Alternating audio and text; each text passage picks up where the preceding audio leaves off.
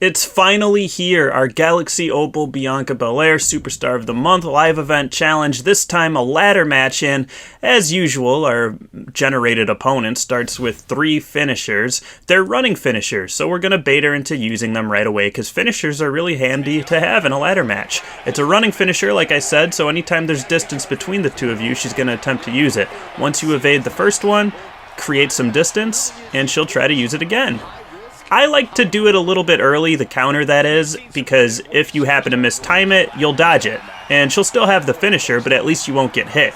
If you time it too late, you're going to get hit. So, you know, between the two, it's better to be early, right? After that, feel free to use that finisher. You will get plenty of other finishers as the match progresses, don't worry. I like to have at least 2 before I scale the ladder, but there's no harm in doing 1. You're going to have to do 1 anyways to get 15 MFP needed to get your full 90. Then I like to wail away with heavy strikes. Being a powerhouse Bianca Belair, you can do 10 heavy attacks or 10 grab attacks, or just straight up red torso damage. Now, luckily Bianca Belair's moveset is really complimentary of all of those MFP challenges. You see, I'm just doing the grounded heavy limb attacks by the head here by hitting circle on the PlayStation followed by X, or B on the Xbox followed by A if you're playing on that platform. You gotta do it 10 times, whatever comes first, your heavy attacks, your grab attacks, or your red torso damage, whatever. You're gonna need to do at least 2 out of the 3. The reason I'm doing these limb-targeted attacks as opposed to just heavy attacks on a grounded opponent is because I've just found that the AI reverses those limb attacks less frequently than they do just a standard heavy attack. That's the only reason. Otherwise, feel free to just do standard heavy attacks on a downed or standing opponent. To each their own. Getting your opponent to the outside of the ring is actually a great idea because they have more distance to cover when you start climbing the ladder if they're on the outside of the ring.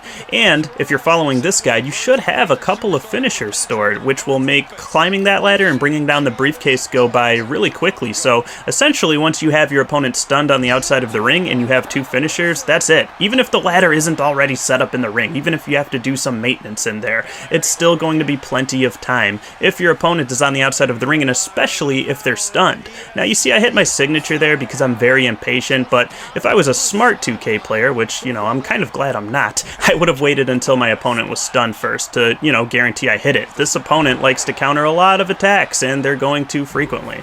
Boom, I got my opponent on red torso damage. Their stun meter's almost up, but after that stun meter goes away, starts the down but not out meter. Oh snap, they have a comeback resiliency that will allow them to get back up at a moment's notice. You see they use it there, but it's too late. Using our 2 finishers, we could bypass the first 2 phases of the briefcase pull down, and boom, the match is over. That was really quick, under 3 minutes that time, and dare I say, that was the easiest of all the Superstar of the Month live event challenges for Bianca Belair. They were getting easier by the week, which is, you know, a nice breath of fresh air.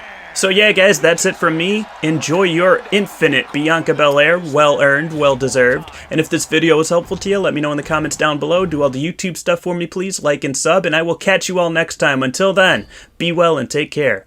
Peace.